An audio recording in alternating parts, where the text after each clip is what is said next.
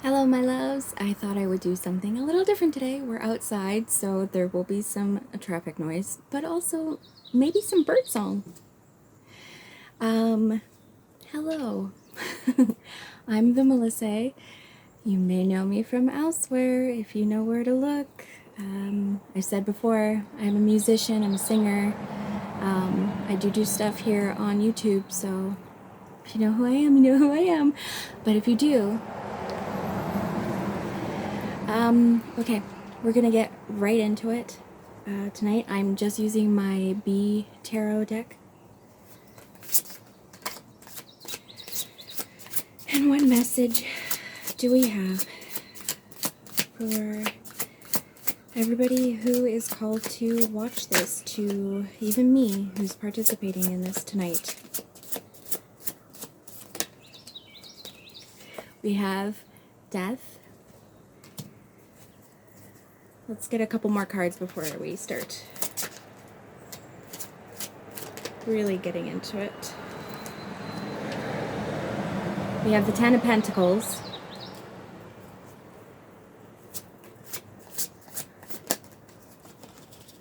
Oh. We have the Two of Pentacles. And we have the Nine of Pentacles.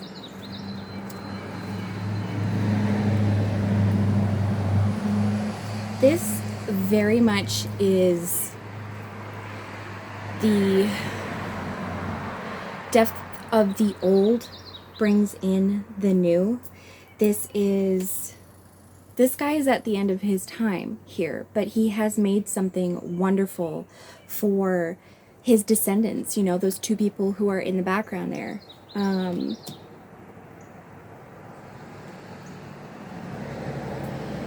Death makes fertilizer of what has gone before so that it can allow the things that come after to grow exponentially, even more abundant than what has come before. You know, they say that all the time, but every generation of people becomes smarter and smarter because of all the collected knowledge that our children and our grandchildren and their grandchildren have access to now, that, you know, we are at our point don't have access to. And I'm seeing again here, we see the pentacles in the lanterns. All these seeds that have become light, that have become the way to move forward. Which brings us to a bit of indecision about it. Which seed do I focus on? What thing do I focus on growing, going forward, after a death? I am very much picking up and this is because I am in this situation right now. There could be a death that is coming in the family. There is one in mine right now that we've been waiting for a while.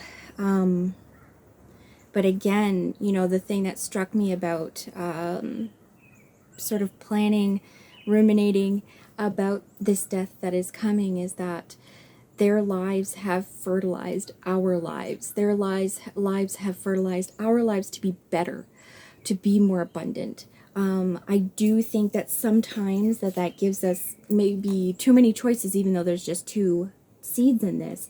But the grandfather oak here, you know, or the holly, sorry, he's got so many lanterns, you know, and this could be the seeds of himself, you know, his family, the seeds of his family, his descendants that are the seeds, and they are their own lights because we are all light. And even here, even with the Two of Pentacles, the pentacles are also glowing, you know. Both of these things can be good. But here's the thing, once we focus in and understand that perhaps we can take care of all of these seeds, or that we just figure out a way to bring this together to move forward, we become incredibly abundant. that even in the winter there is still stuff to harvest. You know, there are those berries on the branches around her, before her. So there is always something to be gained, because we have had people in our lives, and we can even say as well, perhaps there is somebody in your family who is coming to the end of their life or has already passed, but also just our ancestors and the people who have come before us, period. They have allowed for things to become even greater than they could have ever even imagined in their lifetimes. You know, which gives me hope. I still hopefully have a lot of lifetime left, that things get much better than they are now, but also that beyond me in this human life, there is something so much more abundant, because I have done something in order to make that wonderful for people in the future. Okay. I just got to check the time because I'm outside tonight.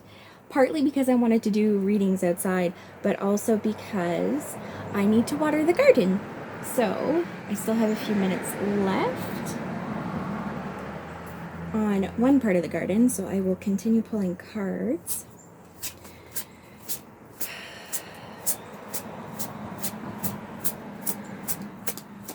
Do we need to choose between the things that are presented to us? The Hanged One.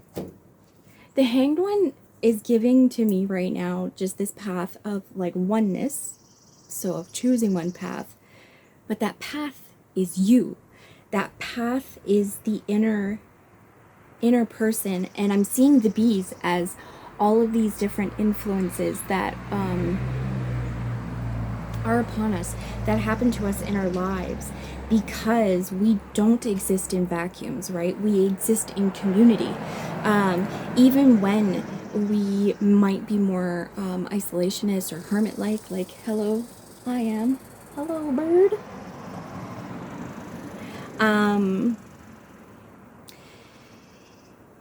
And even though we may not really see a lot of people or talk to a lot of people, we are still influenced by everybody who has built the house that we live in, who grows and makes the food that we eat.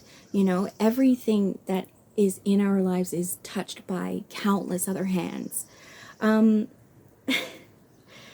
I'm seeing this as understanding that you are a distillery, you know, of everything that you have, everyone who has influenced you in your life, who has touched you somehow, you know. It's just like all art, you know, if you follow sort of any art in a given area, you will see through the generations of artists how that has morphed into something different. There are usually always people who come along who kind of like blow things out of the water sometimes too, especially when you get to like Dadaists. These are people who did like the really crazy, nonsensical, wonderful art of, you know, the early 20th century, because things were getting really, how should we say that? Many sticks in a bundle, as things are right now. So, and we're seeing that right now with millennials, or not millennials, sorry, I'm a millennial, but with the Zoomers, their humor is very Dadaist. It is very nonsensical and weird, but wonderful and imaginative, because like the world is not that great, right? So we can see the way that the things change over time and understand how we are all influenced by each other.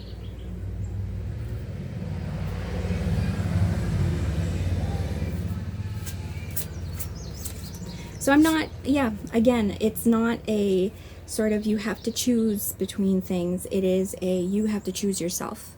You have to choose the path that is yours, which is you. You are the path. And also with this card, and usually with most hangmen that I've seen, the person is there with their eyes closed. They are not looking at all of the other distractions around them. We don't have to be aware of absolutely everything. We should be more aware of ourselves and how we fit into the ecosystem that we are a part of, whether it is literally the environmental ecosystem we are in, or just the ecosystem of our communities, whether they be in person or online.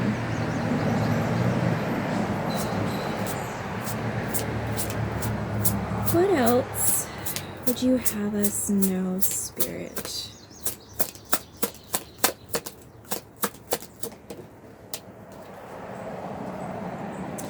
Two of Wands here. I think, and this is fun to me because we have the imagery here in the Two of Pentacles of the ships. Normally in the Two of Wands, we will see ships, right? But here it's obviously a bee deck, so we're seeing all of the potential of these beehives in the background, all of the potential that could come with it.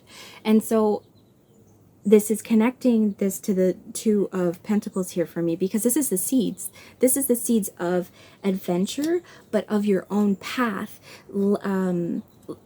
guided by your own desires, by you, by who you are, and the path that is you.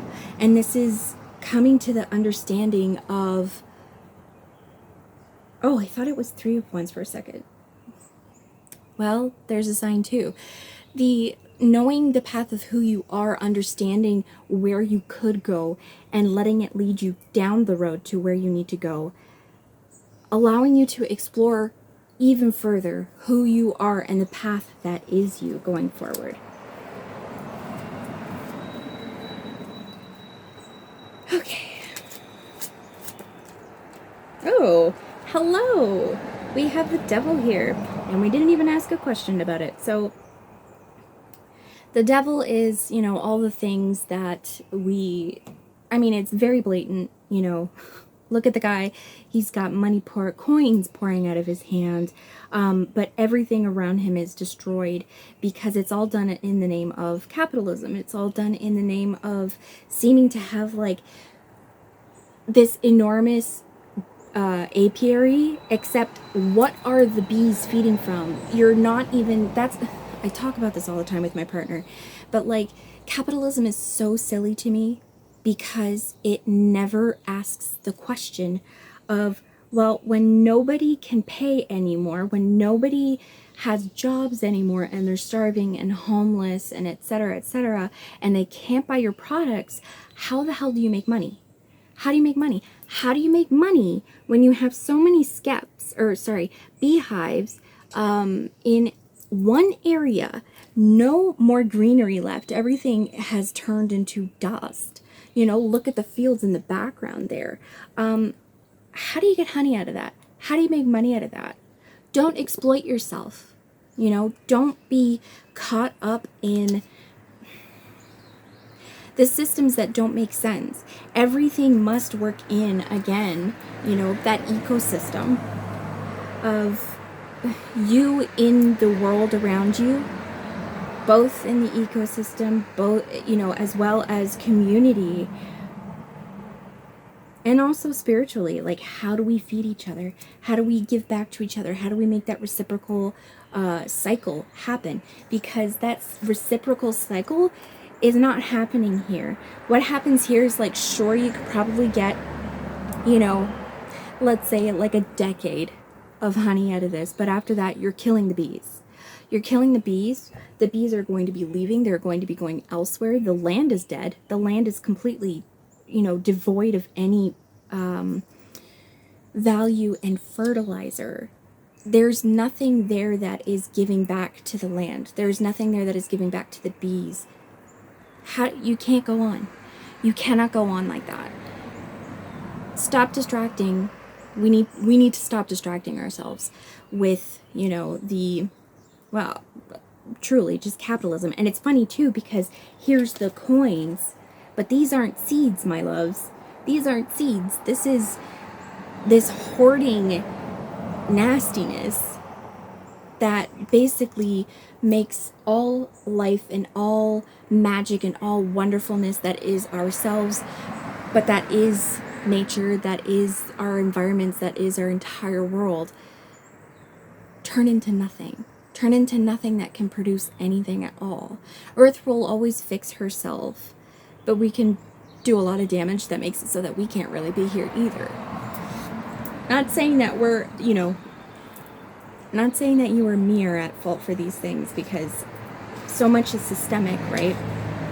What laws was he able to pay to ignore in order to have an apiary like this, in order to likely use pesticides and fertilizers, in really nasty ways, in order to create this place, just so that it'll give him a lot of money right now, but has no longevity.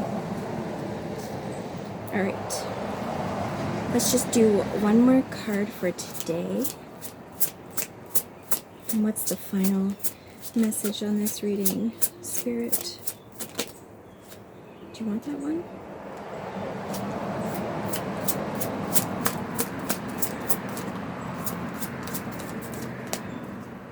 Oh, we got two here. We've got the Ace of Wands and we've got the Six of Jars. Again, this is really bringing me back to the tree here is a wand. It is a wand. It's where the passion lies. It's where you yourself are rooted in this life as a human being on this planet, The Ace of Wands here is the root of all your passions, and it is pointing you in the direction of this wonderful, fulfilling life. This life that is not based on the coins in your pocket, but the joy and love and reciprocal nurturing of family and loved ones, not money.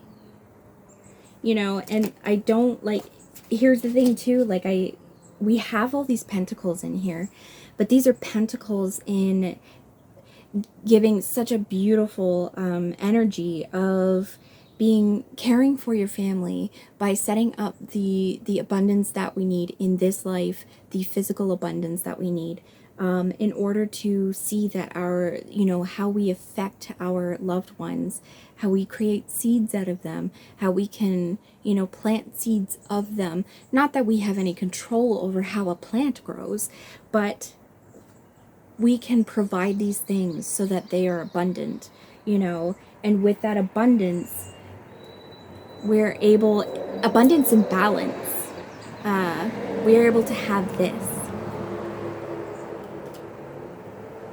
Let your passions lead you. Let who you are lead you forward, and you attain this. Gorgeous. I love this message. I say that a lot. I know. Thank you so much for being here, and hopefully it's not too noisy. I know I'm going to have to cut some things out, but stay lovey. Thank you so much for being here, and I'll see you in the next one.